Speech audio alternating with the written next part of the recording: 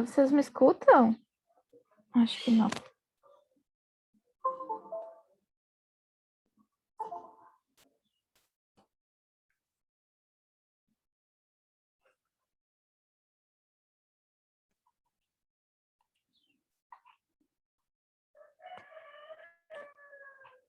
Olá, vocês me escutam, pessoal? Bom dia. Eu acho que agora tá aparecendo, estão ouvindo meu áudio, né? Podem só. Bom dia. Tá bem, então eu imagino que isso seja uma confirmação aqui. Me disseram bom dia no áudio. É que eu nunca sei qual é que é dessas opções aqui, que é o meu microfone. Mas então, bom dia para vocês, né? Ficamos aí uma semaninha longe da nossa aula de espanhol. E aí hoje eu pensei na gente fazer os galos aqui, como vocês já sabem, é um clássico da nossa aula. Não sei se vocês ouvem, né? Mas eu fico ouvindo aqui os galos, dá uma agonia.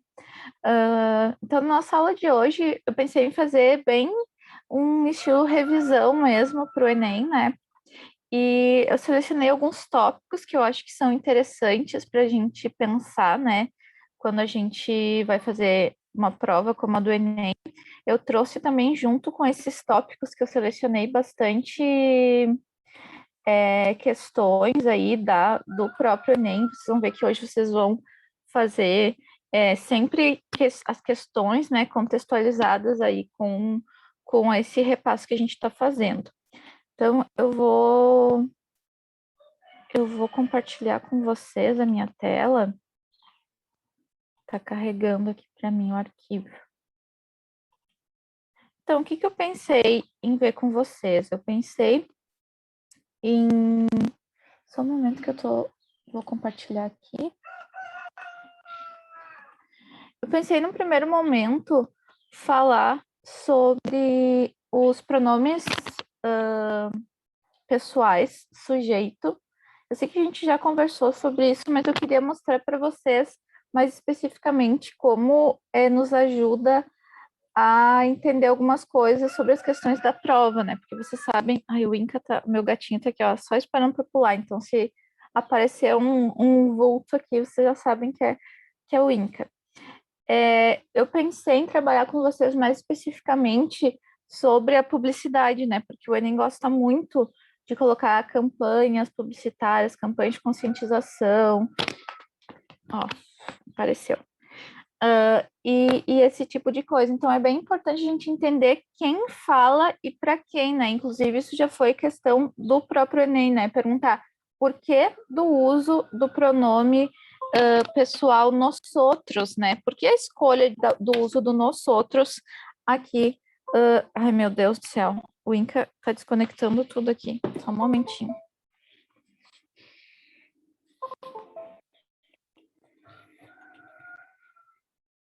Bom, tá. Se vocês escutarem um ronquinho, é o Inca que tá aqui do meu lado, tá? O gato. Vocês conseguem. Aqui tá ele, ó. Ele tá querendo participar. Bueno. Então, vamos lá. O primeiro tópico que eu pensei foi, né, lembrando dessa questão específica, a gente já fez ela aqui em aula, mas vamos retomar ela só para ver por que eu escolhi falar sobre os pronomes pessoais, tá? Então, aqui é uma campanha, né, de conscientização e é bastante comum que apareça esse tipo de campanha no Enem. Essa questão aqui é de 2014, mas depois disso apareceram outras, mas essa aqui fala especificamente do uso do pronome, tá? Vamos ver aqui, ó, o que pede essa questão, e aí depois a gente vê um pouquinho, faz um repasso sobre os pronomes e depois vê mais exemplos. Ó, as marcas de primeira pessoa do plural no texto da campanha de amamentação têm como finalidade. Então, qual que é a finalidade, né, do uso da primeira pessoa do plural? O que é primeira pessoa do plural? É o nós outros e nós outras. Então, vamos já pensando nisso. Por que eu faria uma campanha e escolheria fazer essa campanha, né, falando em nós outros ou nós outras? Por que eu escolheria fazer uma campanha usando nós, falando de nós, e não de tu, ele, você, não, nós, tá? Nós outros. Então, aqui temos essa imagem, né? É uma mulher grávida com uma criança pequena, e ela vai falar assim: lactância durante o embaraço e em tandem. Então, lactância, né? Durante o quê? Embaraço é gravidez. Então, a amamentação durante a gravidez e em tandem, tá? O tandem aqui é essa prática de quando... Meu Deus, eu vou matar esse galo. De quando uma mulher amamenta 2 filhos ao mesmo tempo. Então, pode ser 2 filhos de idades diferentes, tá? E o que diz o texto aqui, ó? Las mujeres podemos lactar durante o embarazo e em tandem, sendo uma prática natural e respetuosa com nuestros hijos. Então, aqui falando de nós outros, né? Nuestros hijos. E las mujeres podemos. ¿Quién podemos? Las mujeres, e nosotras, las mujeres. Deixa eu ver aqui. Alguém me mandou falou alguma coisa no chat, será? Não. É só um barulhinho do computador. Bueno. Tá, então por que houve a escolha deste uso de nós outros? Por que não está falando de las mujeres, ellas, né? Ustedes, algo assim? Por que não está falando yo puedo? Isso é na prática natural e respetuosa com mi hijo. Então, aqui quando a gente fala dos pronomes, a gente também pode estar se referindo a esses possessivos, né? Então, a gente consegue entender que é nós outros, porque está sendo usado nuestro, não é mi hijo, tu hijo, são nuestros hijos, certo? Então, as marcas de primeira pessoa do plural do texto da campanha de amamentação têm como finalidade: a. Incluir o enunciador no discurso para expressar formalidade. Quando eu falo alguma coisa em nós, é formalidade? Não, né? Tem uma aproximação. Somos nós. E o nós outros ou nós outras, ele não tem nenhuma marca de formalidade ou informalidade, na verdade, ele não denota nenhum dos dois, tá? Depois, B. Agregar diversas vozes para impor valores às lactantes. Então, tá dizendo como se falar, agregasse diversas vozes, né? Isso fosse como coagir, né? Fosse impor valores às lactantes. Então, a gente vê aqui que essa campanha não tem essa intenção, né? É muito mais uma campanha no sentido de acolhimento, de dizer, tá tudo bem, né? De dizer para essas lactantes que não é desrespeitoso, né? Por quê? Por que existe? Vamos pensar, por que existiria uma campanha dessa, né? É porque, de alguma forma, essa prática é mal vista, sofre algum preconceito, né? Quem nunca ouviu, né, aquela expressão, é um dentro e um fora, um filho dentro e um filho fora, né? Tipo assim, fazendo filho adoidado. Então, é uma prática que a sociedade vê com certo preconceito. Então, essa campanha está dizendo, tudo bem, nós podemos amamentar, né, um filho enquanto estamos embaraçadas, enquanto estamos grávidas, né, na gestação. E, né, isso é uma prática natural e respeitosa, não tem nada de estranho, não tem nada de esquisito nisso, tá? É isso que a campanha quer dizer. Bom, então não é impor, né? Na verdade, é mais uma campanha de dizer que, tudo bem, né?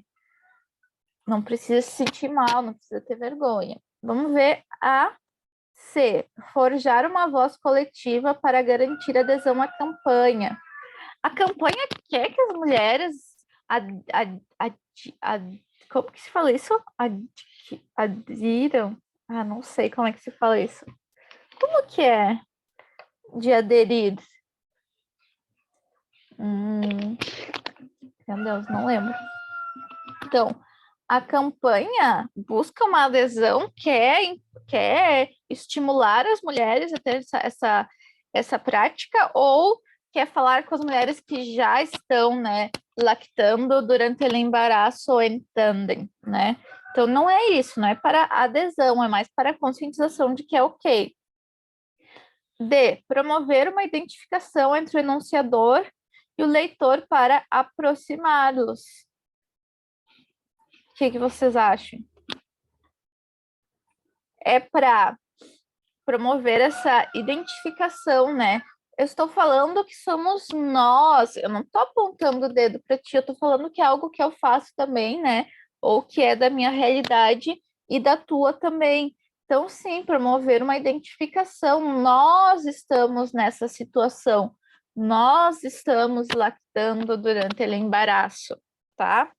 Então, o enunciador é quem fala uma mulher, nós mulheres, para quem? Para as próprias mulheres. Então, é essa D aqui. E essa eu acho interessante porque ela diz assim, ó, remeter a voz institucional promotora da campanha para conferir-lhe credibilidade. Muitas vezes as campanhas falam de um nós da empresa tal, nós nos preocupamos com você, nós cuidamos de você. E esse nós outros, né, sim se refere à instituição, mas aqui esse nós outros não. Então tem que cuidar também que o nós outros não é somente, pode, né, ser nós da empresa, né, da instituição, ou nós que estamos, né, lendo e nos comunicando a partir dessa campanha. Tá? Então, a partir dessa questão, eu queria chamar a atenção de vocês para os pronomes pessoais sujeito. Uma coisa sobre o espanhol e que dá para perceber, inclusive nessa campanha que a gente viu, é que a língua espanhola costuma omitir os pronomes. Então, no português é bastante comum a gente conjugar os verbos e deixar os pronomes. Ah, eu quero. Em espanhol, geralmente não vai, se omite o pronome, tu só entende, né, em qual pessoa está sendo conjugado pela conjugação do verbo. Então, las mujeres podemos, né, tem aqui, depois tem o nuestros, que aí é um possessivo que deixa mais claro que é nós, né, nosotros e nosotras. Mas no espanhol, geralmente não vai aparecer, tá? Então, a gente, pela conjugação, a gente tem que entender se é yo, ele, tu, tá? Então, o que eu coloquei aqui? Sempre cuida. Ah, não. Ah, eu coloquei duas vezes, ó. Eu ia colocar cuida em que persona e pon atención. No. Ó, um ou outro, né? Sempre pon atención em que persona está conjugado o verbo. Então, isso aqui não é só para campanhas publicitárias, para campanhas de conscientização. Não, é para tudo. Nos textos também, em poemas, em diálogos, né? É muito importante a gente conseguir identificar qual é a relação que existe aí, né? De proximidade, de formalidade, tá? Não sei se vocês lembram daquela questão que a gente fez sobre os espanhóis, né? Dizendo que os espanhóis falam gritando, são meio grosseiros, não escutam, né? Só querem falar, não escutam. E faz toda a diferença esse texto ter sido escrito por um espanhol, né? Fala nosotros, los espanhóis. Tem um peso muito diferente de um espanhol estar falando sobre isso do que eu apontar um brasileiro e falar, ah, los espanhóis são uns maleducados, creídos, não sei o quê. É muito diferente eu falar nosotros ou falar ellos, né? Então a gente tem que cuidar isso também.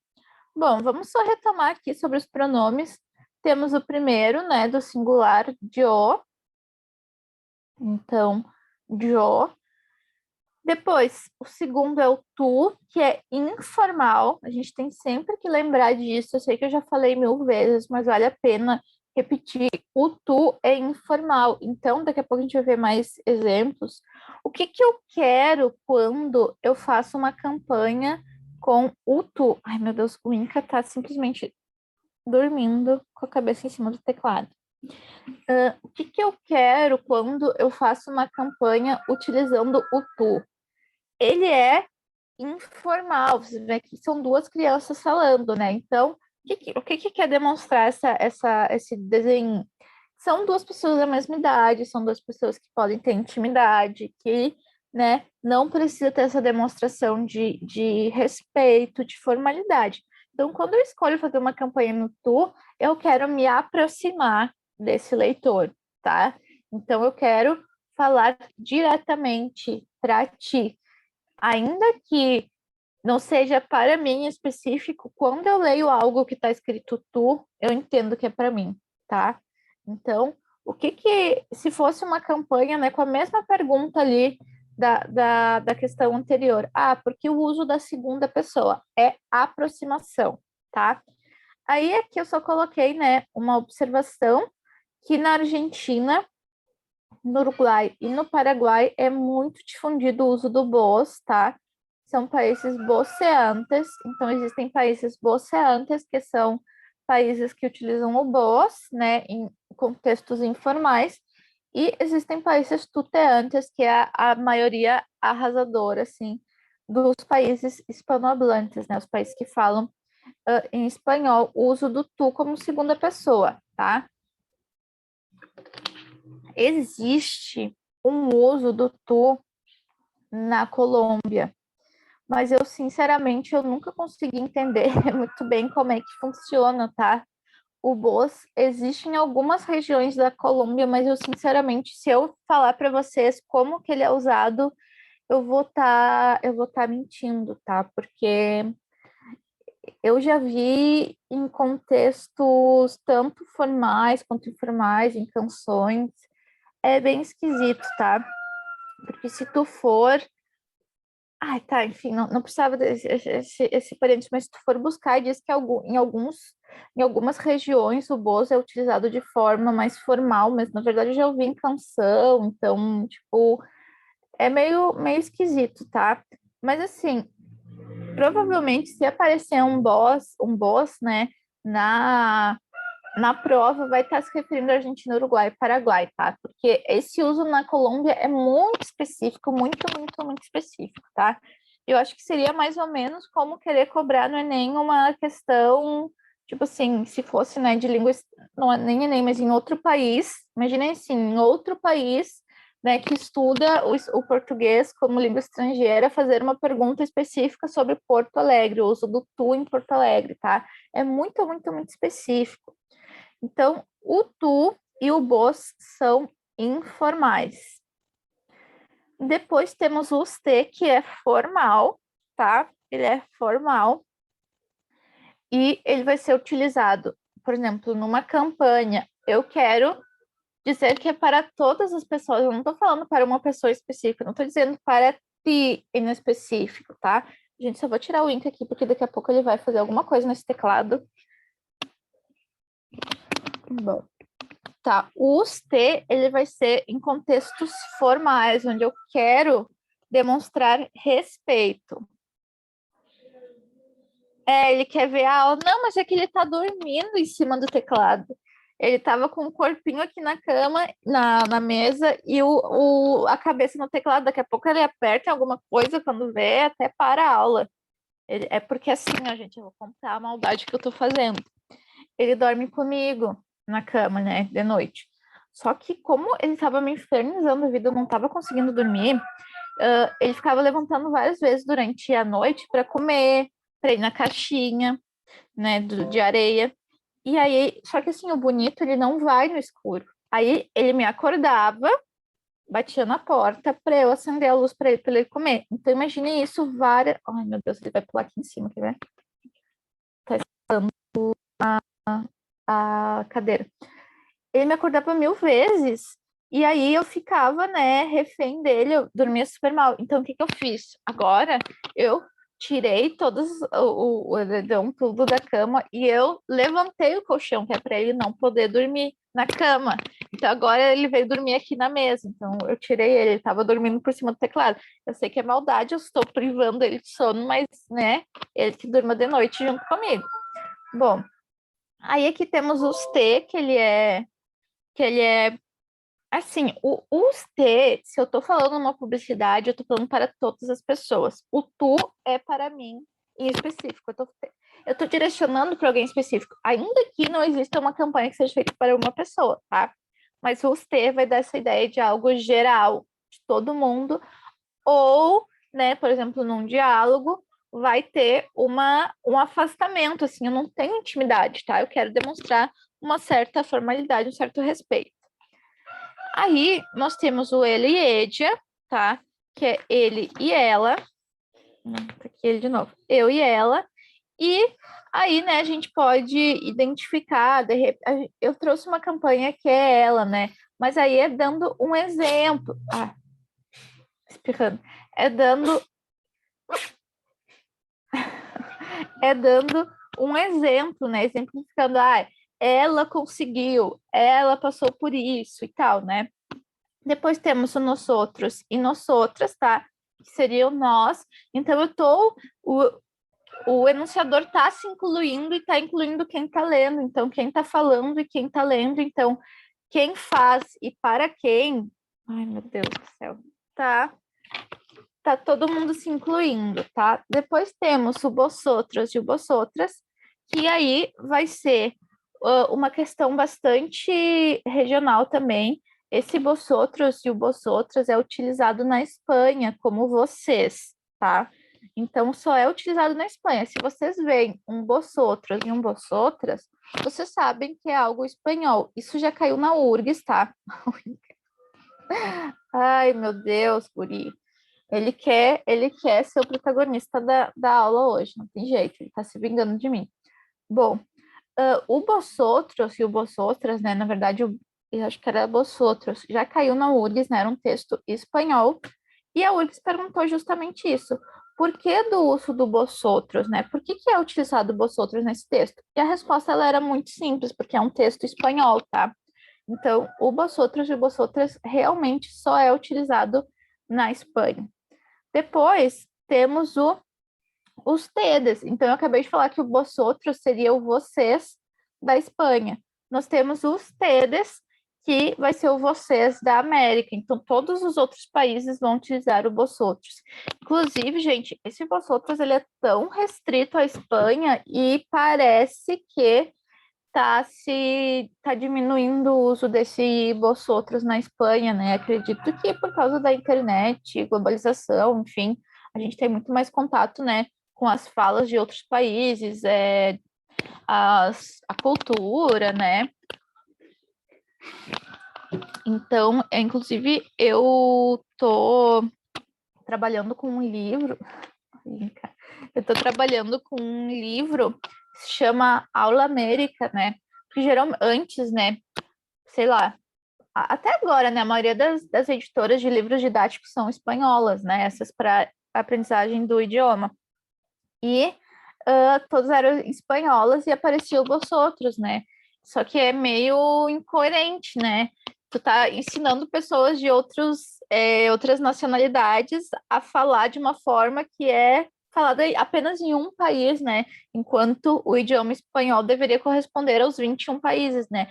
E aí agora, nesse livro que eu estou usando, nem aparece o vosotros. É até meio assim, negacionista, sabe? Não é que fala do vosotros, mas só nos textos aparece os tedes, não, nem é como se o vosotros não existisse, assim, eles tiraram totalmente. Até nessas tabelinhas de conjugação de verbo não aparece o vosotros, é bem esquisito, assim. Mas, enfim, né, para vocês verem como o vosotros é muito restrito à Espanha. Aí temos os tedes, que é o vocês da América, temos o ellos e ellas, eles e elas, tá? Então, eu vou mostrar para vocês algumas campanhas aqui. Então, vamos ver essa primeira. Aí a gente faz essa linguagem, né, da linguagem verbal e não verbal. Essa aqui é de Medellín, ó, é de Medellín. É Colômbia, justo que eu estava falando, né, e vai ter o Boss.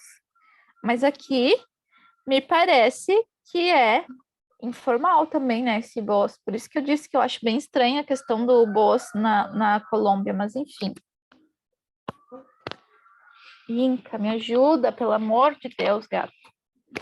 Bom, aí ele tá em cima do negocinho do mouse, porque é fofinho, né? Ó, todos temos um compromisso com a vida. E aí são duas pessoas aí, né, chocando as manos. Então, todos temos um compromisso com a vida, para que este seja o único choque em las vías. Então, sobre o que tá, vocês olhando assim essa campanha, vamos pensar que o Enem, né, e seria bem a cara do Enem perguntar sobre o que é essa campanha, o que vocês entendem sobre essa campanha, qual vocês pensam que é o objetivo? Dá um tempinho para vocês verem e pensarem.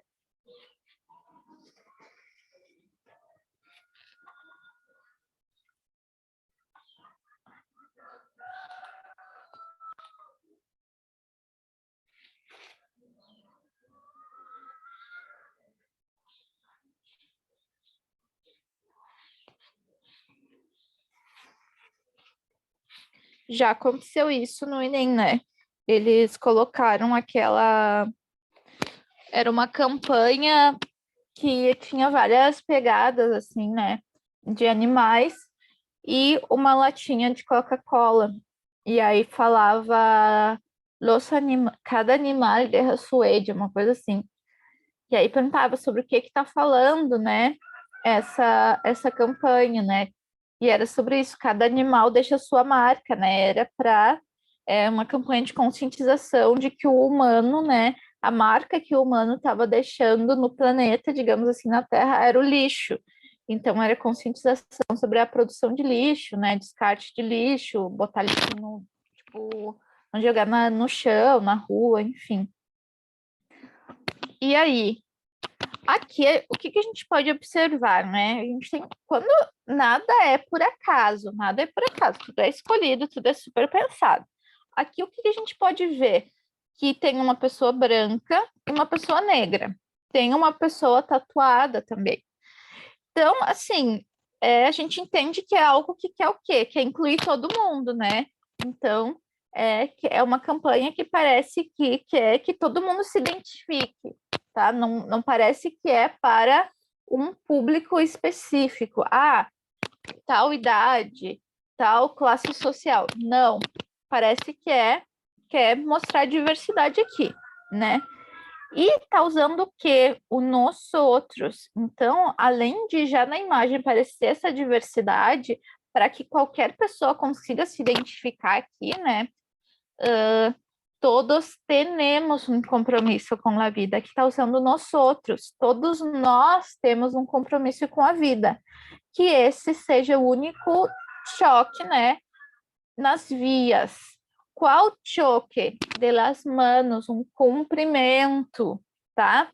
Então, como que a campanha quer promover esse compromisso com a vida? O que vocês diriam?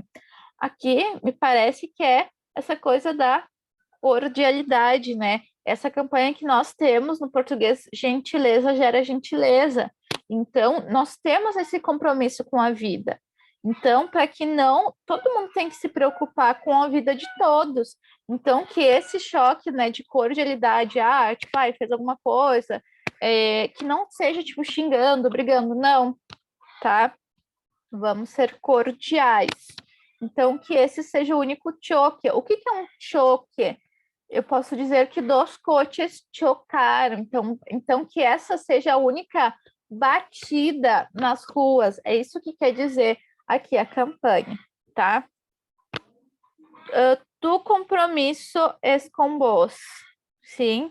Então, todos temos este compromisso. Então, aqui seria uma boa questão de Enem, né? Porque tem várias coisas para se observar. Aqui, ó, seguir cuidando-te. Argentina Unida. Esse aqui vai utilizar o Boss, né? Então, o Boss na Argentina é uma marca de extrema informalidade. Então, se eu leio um seguir cuidando-te, porque, ó, eu não retomei isso, mas vocês lembram que o tu é a segunda pessoa, né? E é a segunda pessoa que vai aparecer nos manuais, aparecer nas gramáticas. O vos, ele foge um pouco da regra. Então, no presente e no imperativo, vai ter uma conjugação especial.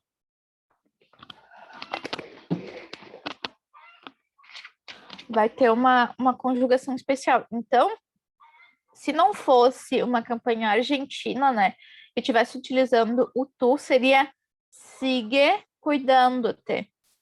Mas aqui, como é argentino, é seguir cuidando-te, tá? Então, o que quer fazer essa campanha? Tá dizendo para qualquer pessoa. Então, as pessoas vão ler e vão se identificar. É para mim, porque tá se aproximando muito de mim. Então, continua te cuidando, tá? Então, essa é a campanha. E esse aqui, ó, eu vou dar um tempinho para que vocês deem uma olhada. Eu vou botar o link no chão de novo.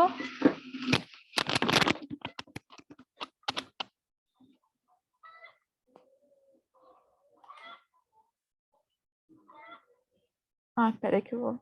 Ficou muito grande agora.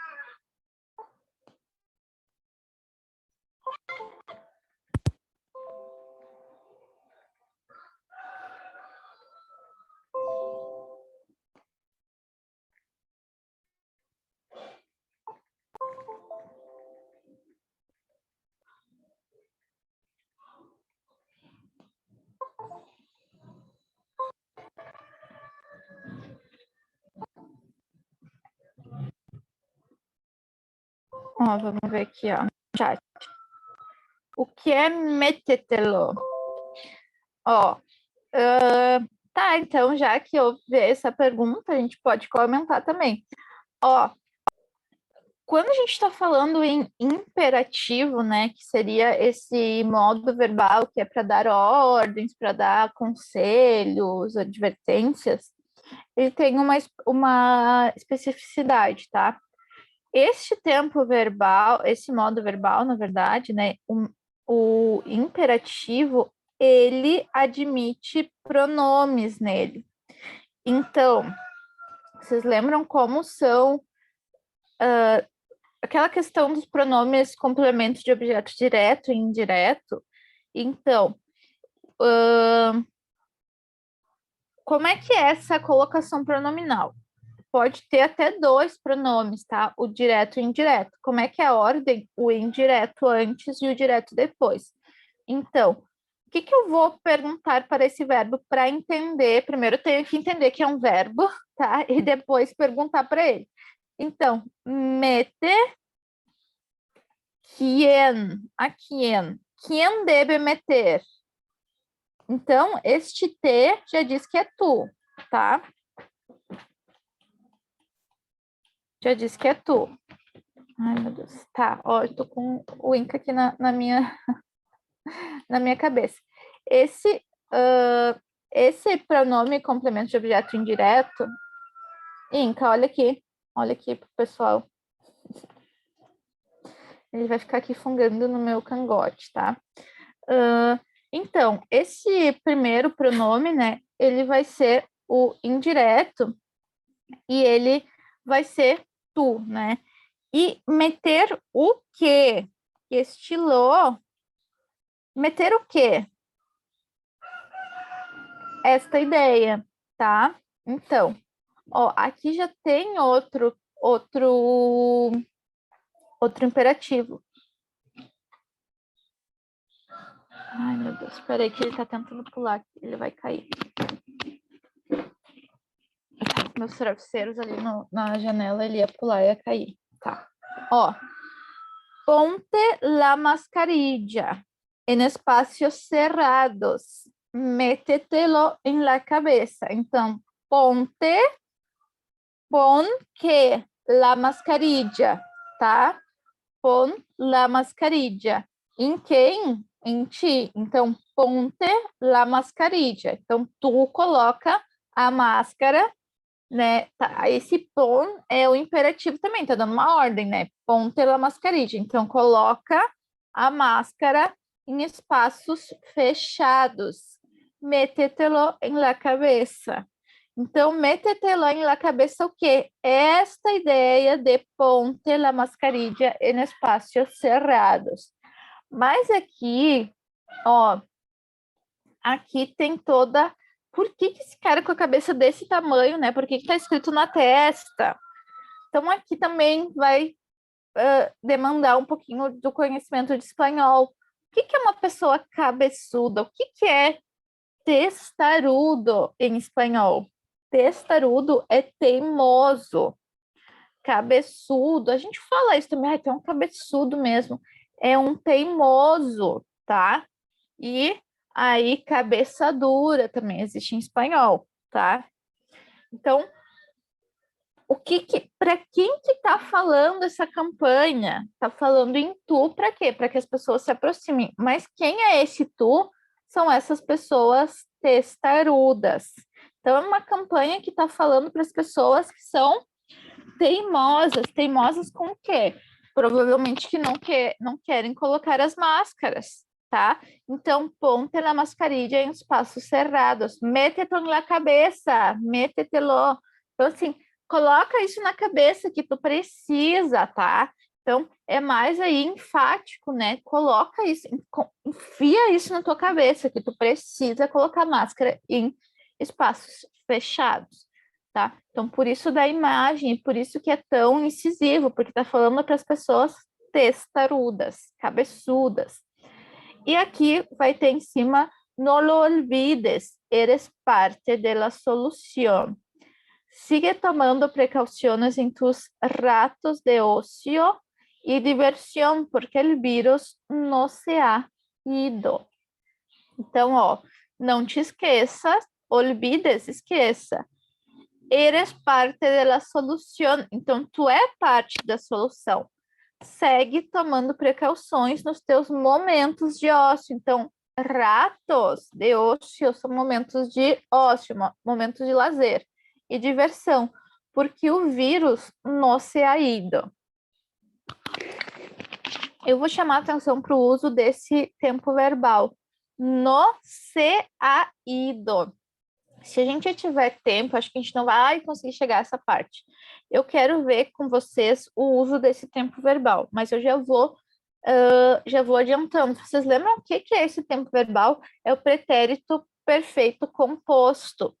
Esse pretérito perfeito composto, ele é um pretérito, mas ele é usado em quais situações? Isso a URGS ama perguntar. Situações passadas que seguem vinculadas ao presente. Então, por isso que não se utilizou o pretérito perfeito simples, que é aquele pretérito de coisas acabadas e finalizadas, porque está falando de algo que ainda está vinculado ao presente. O vírus não se ha ido em el presente, não foi em el passado e sigue no yendo em el presente. Eu estou falando de uma situação ainda vinculada com o presente. Se eu utilizasse porque ele vírus não se foi em qual momento? Porque esse se foi é passado. Aqui é um passado ainda vinculado com o presente, tá? Então, assim, gente, cada detalhe é importante. Claro, o que a gente entende, né? Porque a gente está neste contexto de coronavírus ainda. Mas pense em algo mais afastado, né? Do nosso cotidiano, do nosso... que não é... como é que se fala isso? Que não é do nosso tempo, na nossa época, tá? Podia ser alguma coisa mais antiga. Ó, reciclar es lo nuestro. Vamos a hacerlo mejor. Então, aqui nós está chamando todos nós. Reciclar es lo nuestro. O que é lo nuestro? É o que nós fazemos bem, é o que nós devemos fazer, tá? Depois, este vírus lo paramos unidos. Detener el coronavirus es responsabilidad de todos y todas. Si te proteges tú, proteges a los demás. Então, aqui tá em, paramos unidos, nosotros, este vírus lo paramos unidos, nós paramos esse vírus unidos, então tá chamando todos, mas depois nessa parte aqui tá usando tu, tá? Então, tá falando sobre um nós, tá querendo chamar todos, mas quando tá falando alguém específico, tá falando sobre tu, então é para quem está lendo. E é o governo de Espanha. Então, esse aqui eu acho que é o exemplo mais diferente, né? Que é o uso de EDIA. Então, eu vou perguntar para vocês por que, né, sobre o que essa campanha, qual é a intenção dessa campanha, qual que é o objetivo dela. Essa é a única até agora que está falando de EDIA, né? Uma terceira pessoa.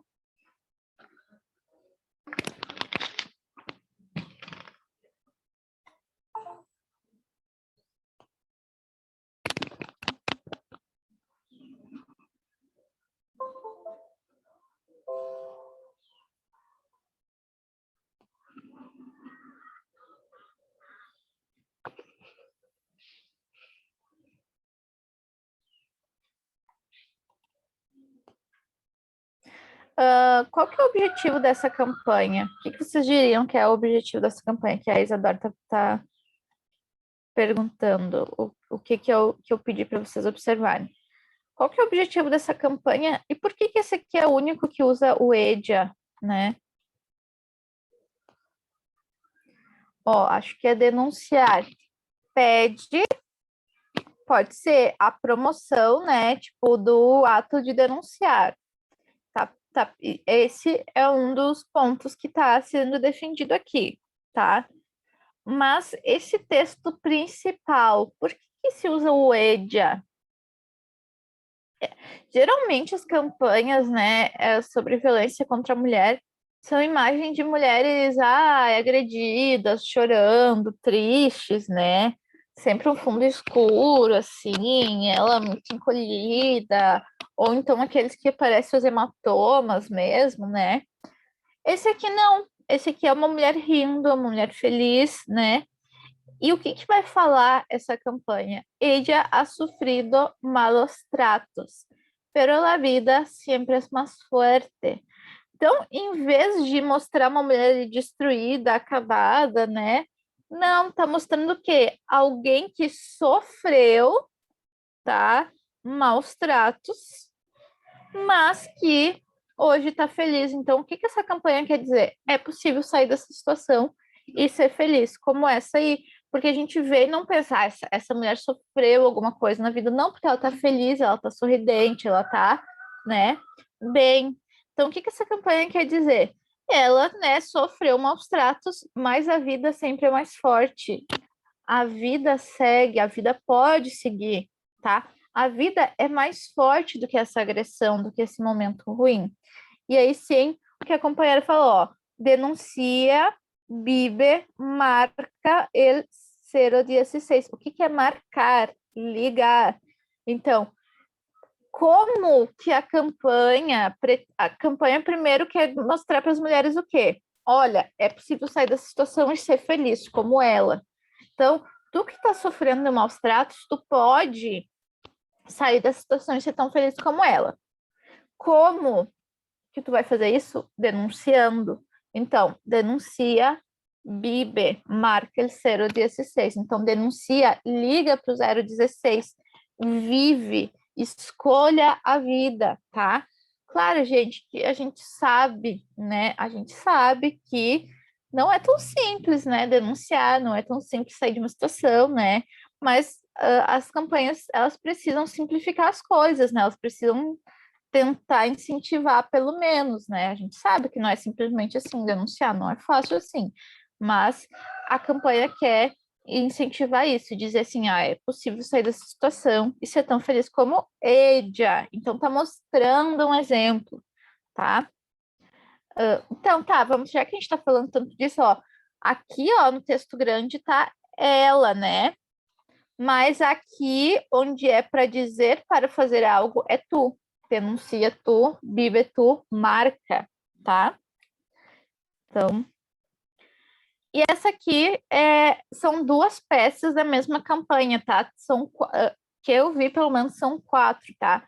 A outra era uma mulher com traços mais asiáticos, e o outro, não lembro qual é que era o outro, tá?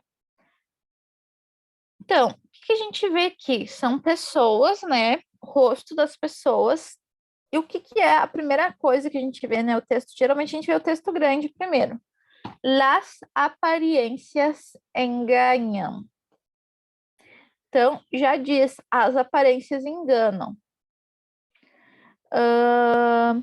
E aqui a gente vê que é lutemos contra o racismo. Então, a gente vê que é uma campanha contra o racismo. Então, qual que é? O que a campanha convida que tu faça? Ela pergunta: que vês? Que vês? O que tu vê? E esse aqui vês é tu. Então, que vês? Tá te perguntando. Só que quando a gente fala em racismo, né? Eu não sei se vocês têm essa percepção também, né? Vocês podem agregar mais. Quando a gente tá falando sobre racismo, né? Geralmente é uma coisa muito interiorizada, né? Muitas vezes existe esse racismo dentro da gente e a gente não põe para fora. Então, a partir do momento que alguém pergunta o que que tu vê, provavelmente tu não vai externalizar esse teu racismo, né? Esse teu preconceito. Porque a gente tem que pensar que a gente vive numa sociedade, a gente é educado para ter preconceito, né? A gente é condicionado. E aí a gente tem dois caminhos, né? A gente tenta desconstruir isso, a gente tenta ter autocrítica e perceber que a gente tem algumas coisas enraizadas na gente, a gente tenta se desfazer disso. A gente pode fingir, não, eu sou uma pessoa totalmente livre de preconceito. Eu posso querer ser, isso é ótimo, né? Mas a gente tem que entender os mecanismos da sociedade, que tem muita coisa que está enraizada tão dentro da gente que a gente tem que, né? É um processo para conseguir se desfazer disso.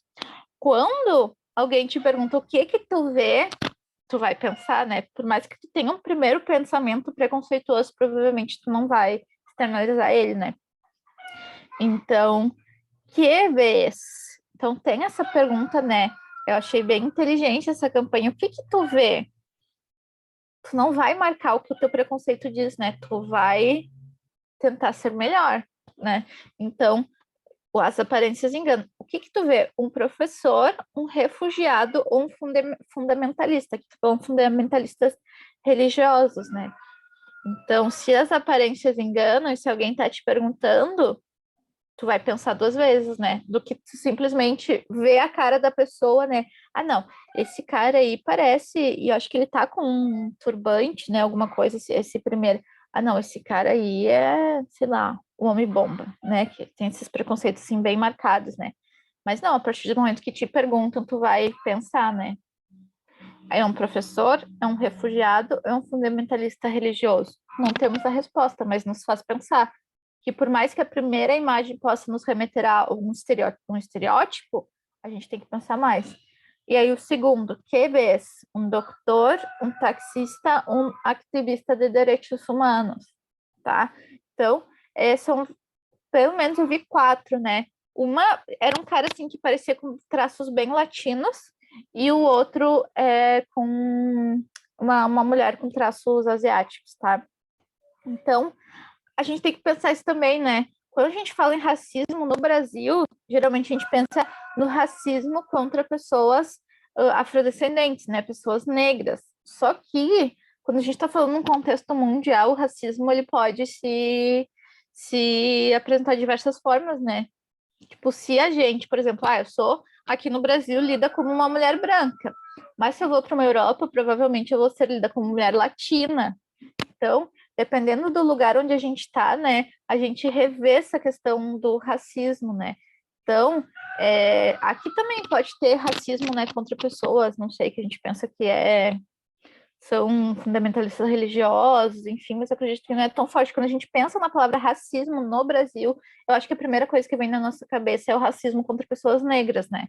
Mas quando a gente está falando num contexto mundial, existe muito racismo contra indígenas, né? Aqui no Brasil também, muito racismo contra indígenas, muito racismo contra latinos, muito racismo contra pessoas negras, contra pessoas árabes, pessoas asiáticas. Tipo assim, racismo é uma coisa que é muito ampla, né? A gente não pode pensar sempre só no contexto brasileiro, a gente sempre tem que expandir, tá? Então, achei bem legal essa campanha. Não sei se vocês têm algo a comentar.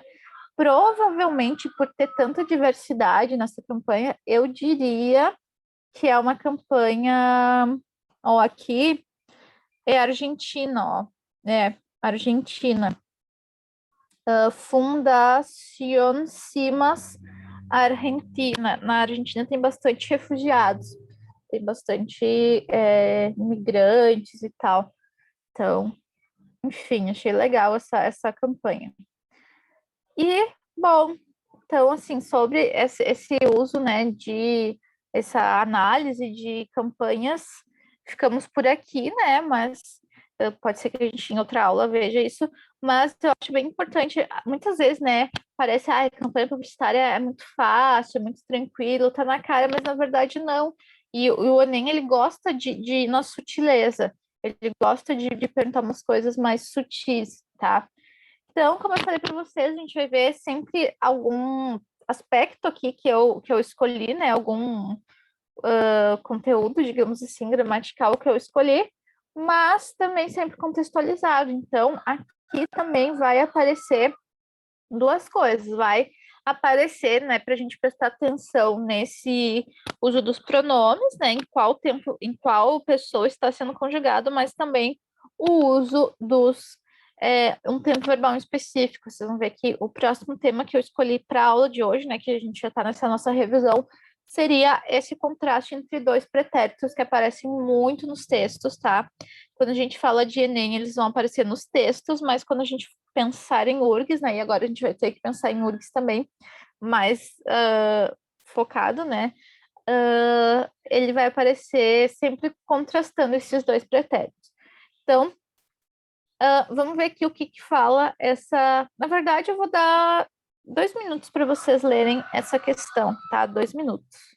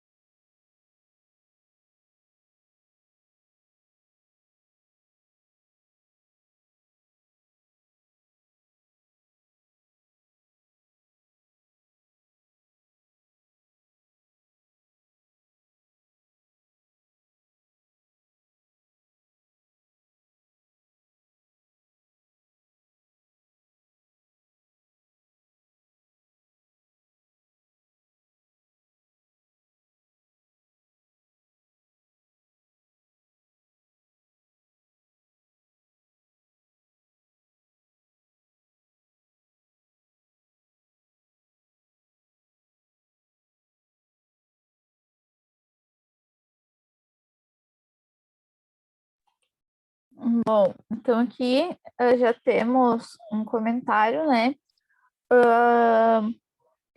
Acho que a C, eu já fiz essa questão e eu nunca sei o que quer dizer nardo. Eu também não. É que assim, se vocês colocam nardo aí no dicionário, né, no Google, enfim, vai aparecer que é algo relacionado a umas plantas, né?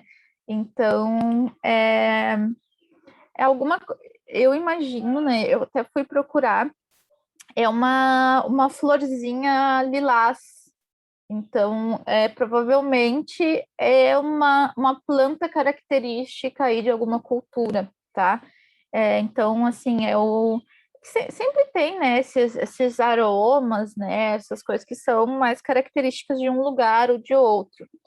Outra palavra também que aparece aqui é a adelphos, né, que é esse título. Eu, sinceramente, não conhecia essa palavra, tive que buscar também, vou ser bem sincero com vocês, né? Como eu digo, são milhões de palavras que existem numa língua, né? É bem difícil a gente conhecer todas, mas isso também a gente vai ter que saber lidar na hora da prova, tá? Aí eu vi que adelphos é uma palavra do grego que pode significar filho da mesma mãe. Então, provavelmente uma coisa mais erudita aqui, né?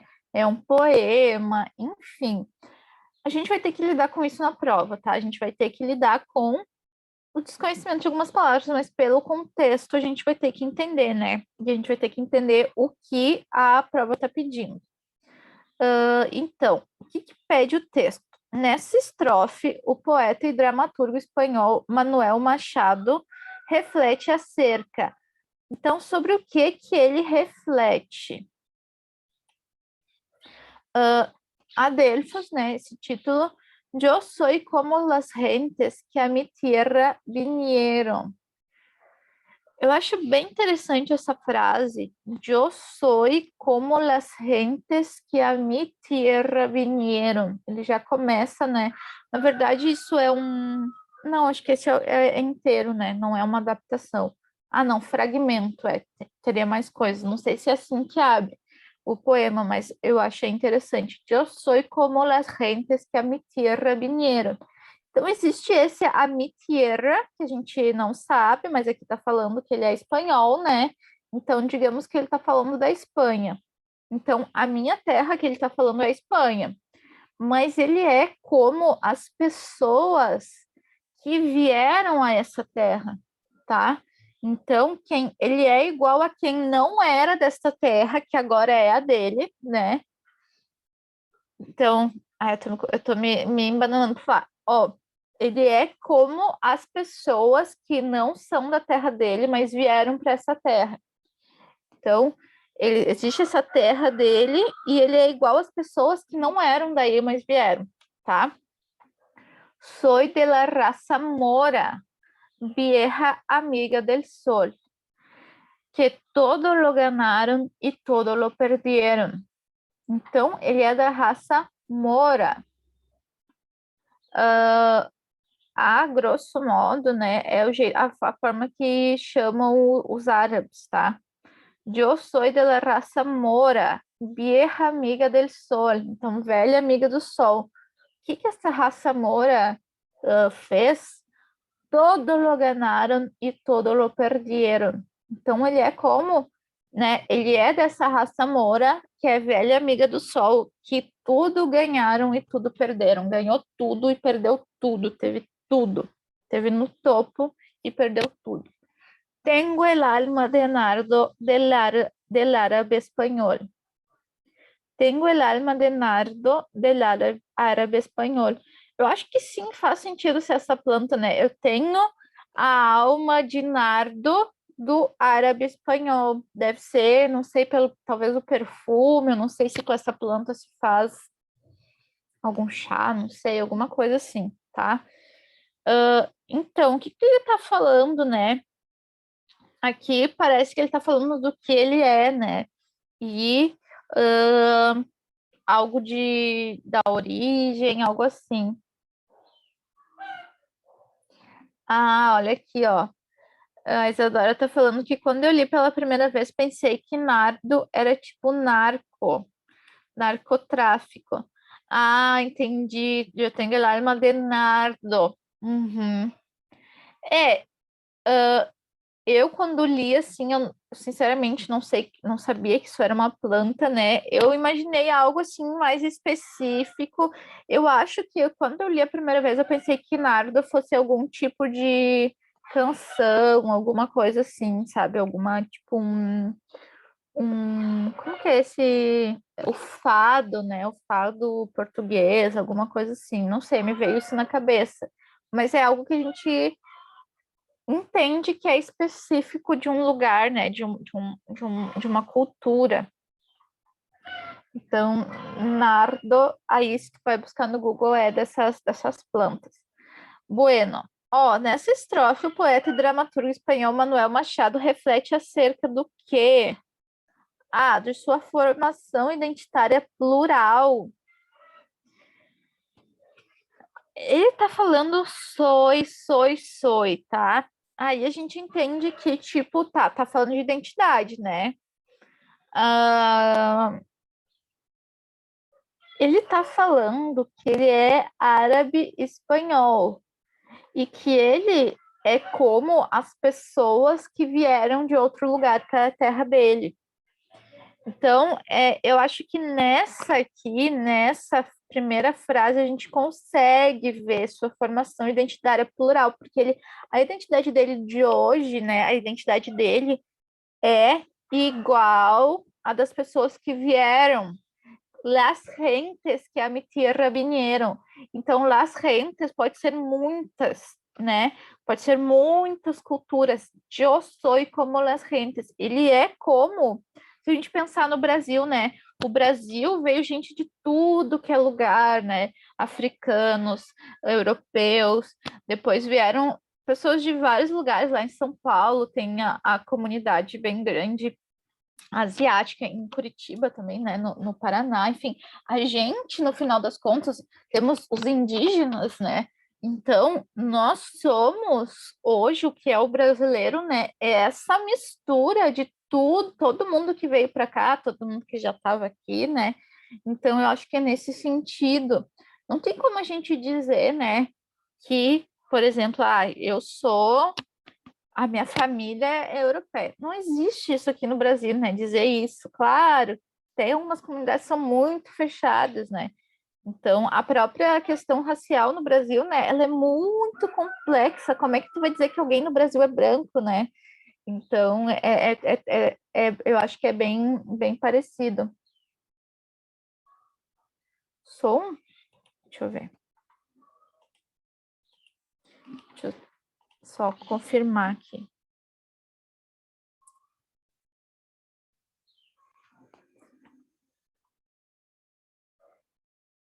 Não sei se continua.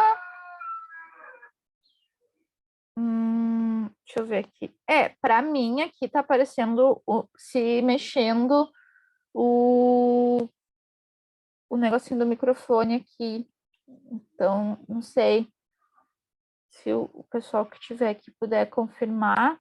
Para mim aparece que meu áudio está saindo. Deixa eu ver aqui como que eu faço para voltar.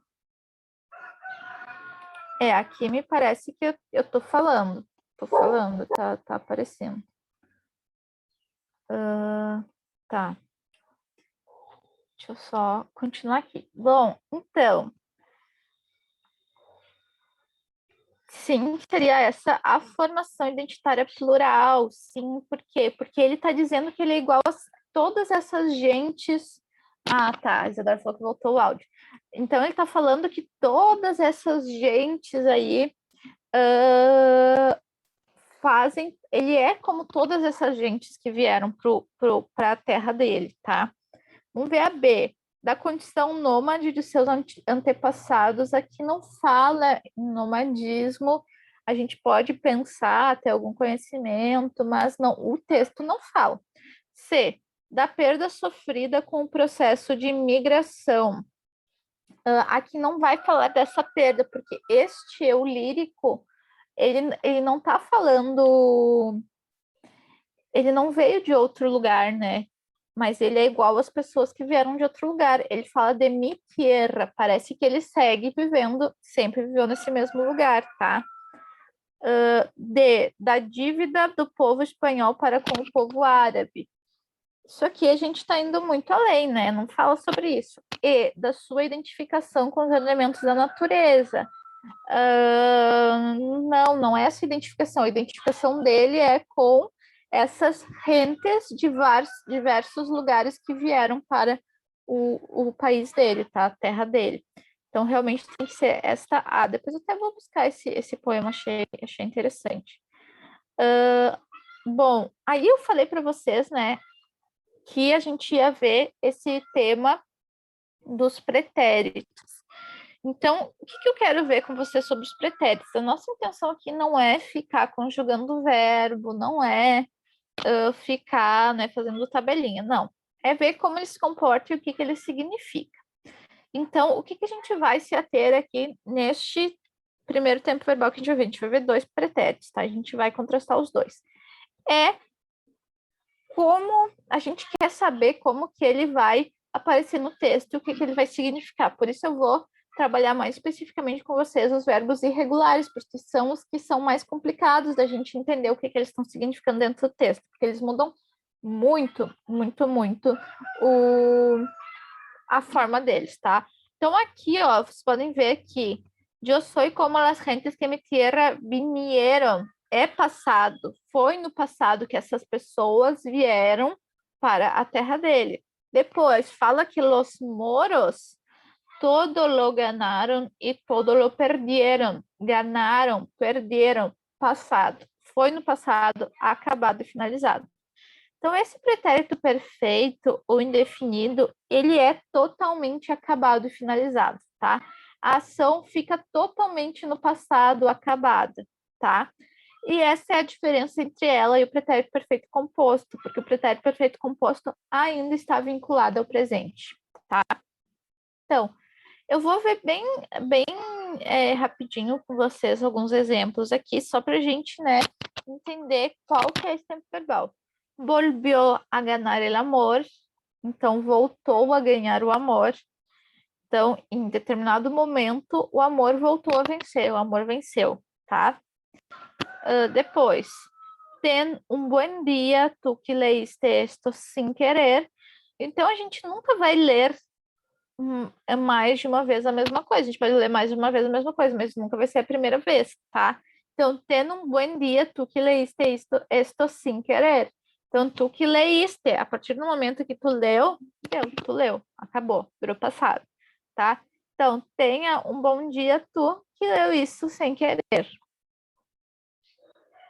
Cheguei hasta aqui por querer-te. Então, eu cheguei até aqui por amar-te, tá?